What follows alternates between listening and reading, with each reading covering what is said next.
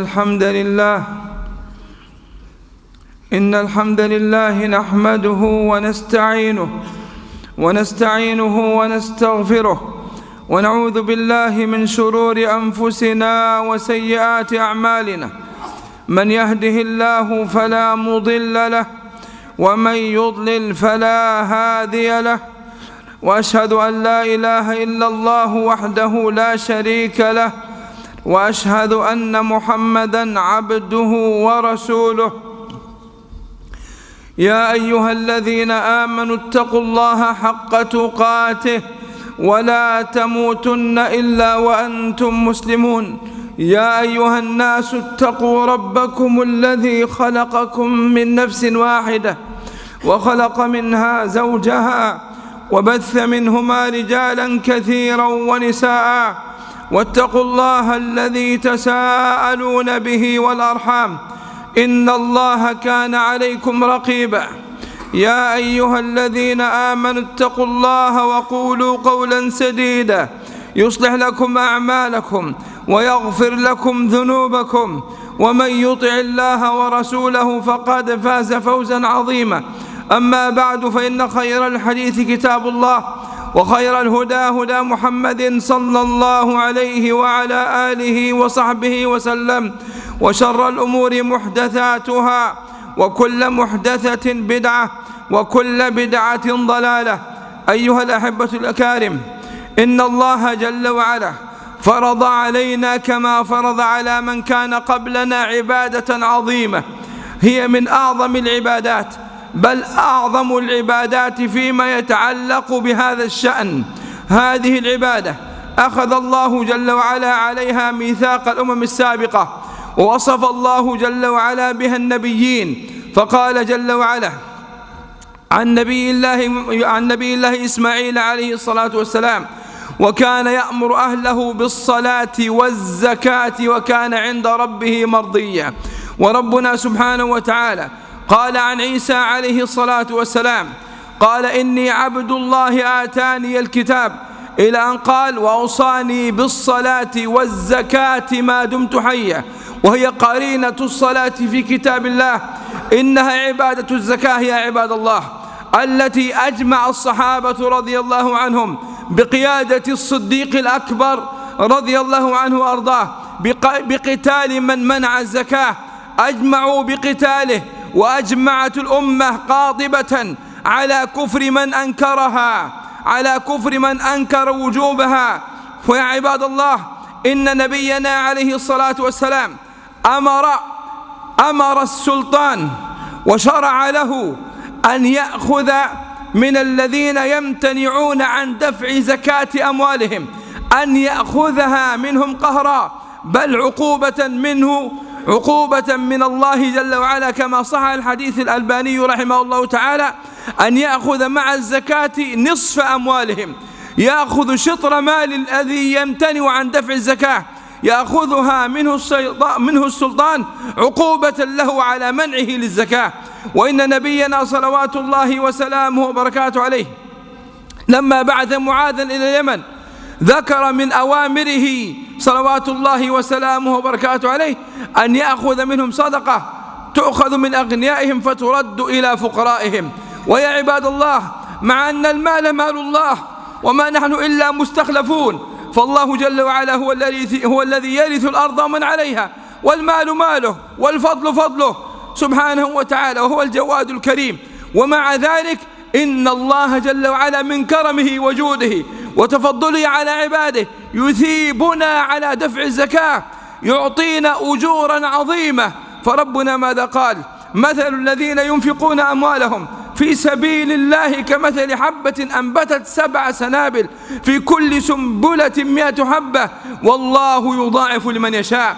وربنا جل وعلا قال جل في علاه: وما آتيتم من زكاة تريدون وجه الله فأولئك هم المضعفون. وإذا أردت الفلاح وأردت الهداية وأردت الرحمة فعليك بأداء الزكاة.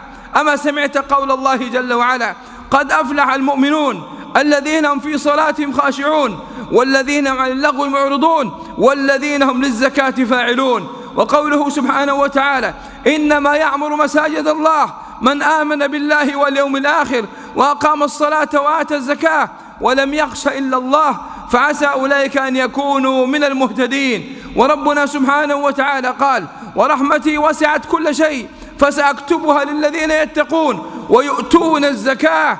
فإذا أردت أن تكون مرحوما، إذا أردت أن تكون مهتديا، إذا أردت أن تكون مفلحا، فعليك أن تؤدي زكاة مالك. واعلم يا عبد الله أن الذي تفضل عليك بالعطاء من القلة والعدم قادر أن يضاعف لك هذا المال، بل يخلفه لك. قال سبحانه وتعالى: وما أنفقتم من شيء فهو يخلفه وهو خير الرازقين. وقال نبينا صلى الله عليه وسلم: ثلاث أقسم عليهن قال عليه الصلاة والسلام: ما نقص مال من صدقة. ونبينا عليه الصلاة والسلام يقول: هم الأخسرون ورب الكعبة. انظر، النبي عليه الصلاة والسلام يقسم 3 مرات صلوات الله وسلامه وبركاته عليه، يقسم 3 مرات على أن هؤلاء هم الخاسرون. من هم الأخسرون؟ الأكثرون أموالا إلا من قال ها وها، أي أنفق في سبيل الله وأدى زكاة ماله. ونبينا صلوات الله وسلامه وبركاته عليه اسمع ماذا يقول يا عبد الله. يقول في الذي يؤدي زكاة ماله، قال: من أدى زكاة ماله فقد ذهب عنه شره. فالمال مال الله، فيه خير وفيه شر، فإذا أديت زكاته فقد حصلت الخير وبرئت من الشر. إذا أردت النجاة من شر المال فعليك أن تؤدي زكاته يا عبد الله. ونبينا صلوات الله وسلامه وبركاته عليه يقول: المؤمن في ظل صدقته يوم القيامة. ويقول صلى الله عليه وعلى آله وصحبه وسلم: الصدقة برهان، أي برهان على الإيمان. إن كنت مؤمنة، إن كنت تعلم أن الله جل وعلا هو الرزاق جل وعلا، هو الذي يرزق، فلماذا تبخل بالمال؟ أتظن أن الكريم الحليم يبخل عليك من فضله؟ هذا سوء ظن بربك يا عبد الله. أيها الأحبة الكرام، ماذا قال ربنا سبحانه؟ قال جل وعلا: والذين يكنزون الذهب والفضة ولا ينفقونها في سبيل الله فبشرهم بعذاب أليم يوم يحمى عليها في نار جهنم فتكوى بها جباههم وجنوبهم وظهورهم هذا ما كنزتم لأنفسكم فذوقوا ما كنتم تكنزون. يا مسكين، أتظن أنك أتخلف المال ثم يتنعم به من بعدك وأنت تحاسب عليه وتعذب بسببه؟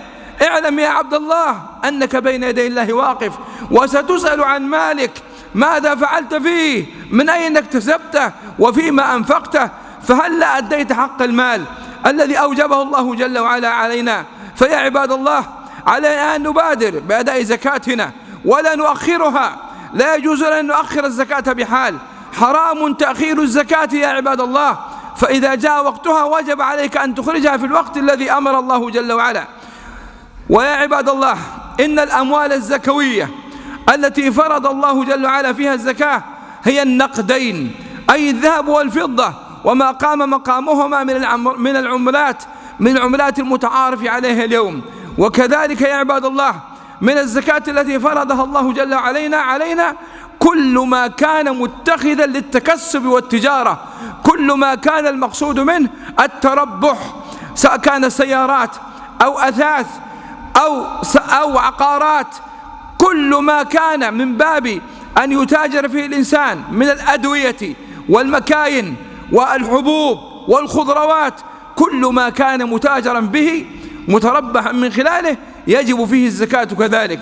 ومن الأمور التي أوجب الله جل وعلا فيها علينا الزكاة الزروع والثمار التي تبقى وهي قوت، التي تدخر وتبقى وهي قوت للناس، كل هذا يجب فيه الزكاة يا عباد الله. أما الفواكه بذاتها التي ليست للتجارة ولا التربح والخضروات كذلك فليس فيها زكاة، إنما الزكاة في العائد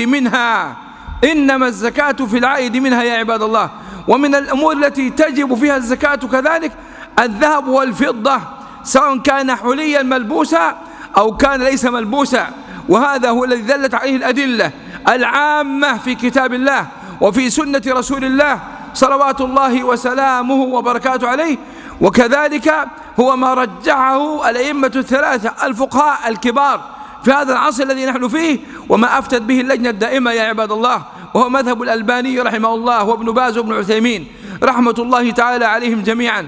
وهذا أمر قد اتفقوا عليه، فاحذر يا عبد الله. وإن نبينا عليه الصلاة والسلام لما رأى امرأة في يدها سوارين من ذهب أو من فضة قال عليه السلام: أتؤدين زكاة هذا؟ قالت: لا.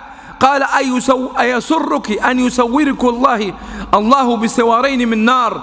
فألقتهما لله جل وعلا. وكذلك عائشة أم المؤمنين رضي الله عنها وأرضاها لما رأى النبي صلى الله عليه وسلم في يدها فتخات أو كما جاء في الحديث، فالنبي صلى الله عليه وسلم قال: أتؤدين زكاته؟ قالت: لا. فحذرها النبي صلى الله عليه وسلم من ذلك صلوات الله وسلامه وبركاته عليه، وأمرها أن تؤدي زكاتها. هذه الأحاديث يا عباد الله صححها العلامة الألباني رحمه الله تعالى بمجموع طرقها. أقول قولي هذا وأستغفر الله لي ولكم.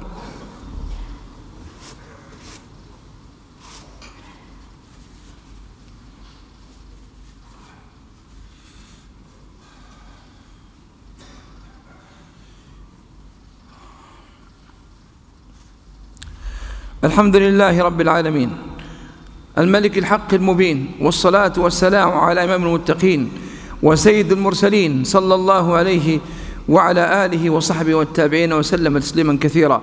والإنسان يا عباد الله دائما يحتاط لدينه، ينظر يكون في الأمان، والإنسان في الدنيا يمكنه أن يتدارك، أما في الآخرة من أين تأتي بالحسنات؟ من أين تأتي يا عبد الله؟ الإنسان يوم القيامة لو كان له كل شيء يتمنى أن يفتدي بماله كله وبأولاده وبكل ما يملك وبزوجته، يوم يفر المرء من أخيه وأمه وأبيه وصاحبته وبنيه، ويقول جل وعلا: يود المجرم لا يفتدي من عذاب يومئذ ببنيه، إلى آخر الآيات. وربنا سبحانه وتعالى جعل لنا هذه الأموال فضلا منه وكرما، وعلينا أن نؤدي حق الله جل وعلا فيها.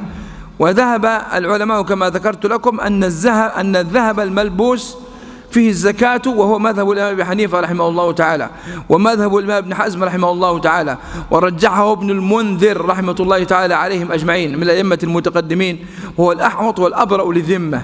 ثم إن الزكاة في النقود الورقية كذلك طبعا مما يضاف إلى الأموال التي تجب فيها الزكاة كذلك كل العقارات تجب الزكاة فيها إن كانت تتخذ للتجارة، أي يقلب فيها السوق ينتظر أن تربح، يبيع ويشتري، هذه كلها فيها الزكاة.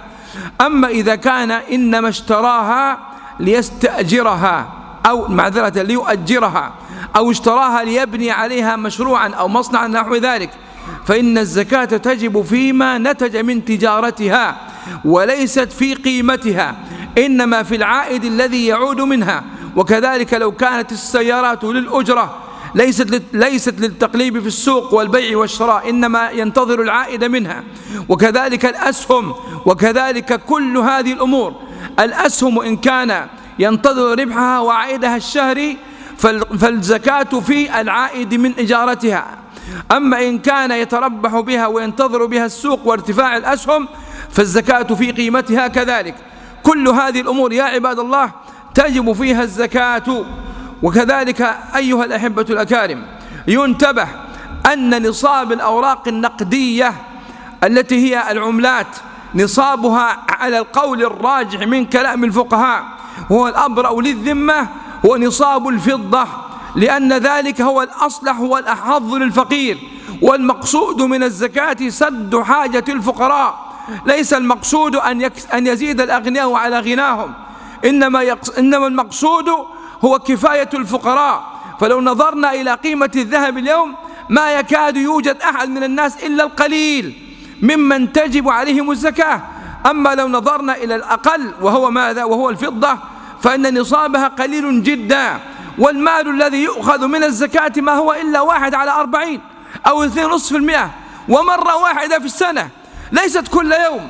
كل ما تقدمه ولو كنت حتى لا تملك إلا هذا النصاب القليل، إنما تقدمه مرة قد لا تساوي قيمة عزومة تقوم بإنفاقها يا عبد الله، أن تطعم بعض الناس، فهذا يا عبد الله ينجيك ويحفظ عليك مالك، ويكون سببا في نجاة كثير من المرضى، خاصة بعد غلاء الأمور على الناس واشتداد الفقر بين المسلمين. فعلينا أن نتراحم فيما بيننا، وأن نعلم أن الذين لا يخرجون زكاتهم لن تبقى وسيمحقها الله ولا بركة فيها يا عباد الله.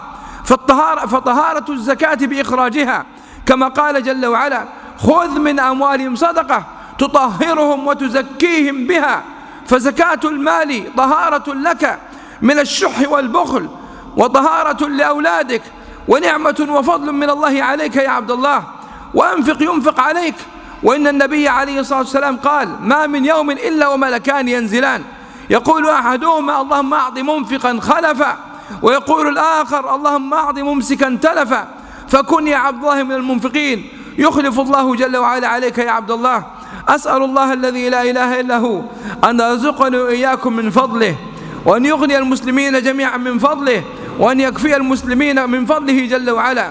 اللهم اكفنا بحلالك عن حرامك، واغننا بفضلك عمن سواك، واغننا بفضلك عمن سواك، واغننا بفضلك عمن سواك.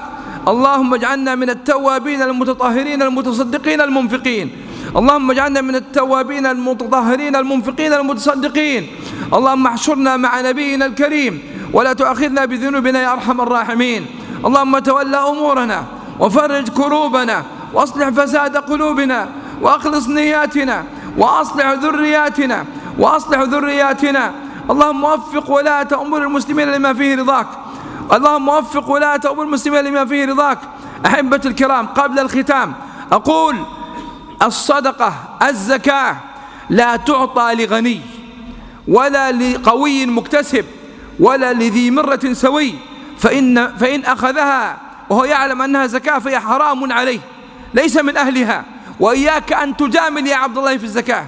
لا تدفع الزكاة لأقاربك ولا للعمال الذين عندك حتى تنال خدمتهم أحسن من هذا، لا، اتق الله جل وعلا. فالزكاة لا بد أن تتحرى لمن تدفع، وإلا إن أخرجت هكذا بلا تحري فهي لم تؤدى، وعليك أن تعيدها مرة ثانية. أسأل الله جل وعلا أن يوفقني وإياكم ما فيه رضاه، وصلى الله وسلم وبارك على عبده ورسوله نبينا محمد.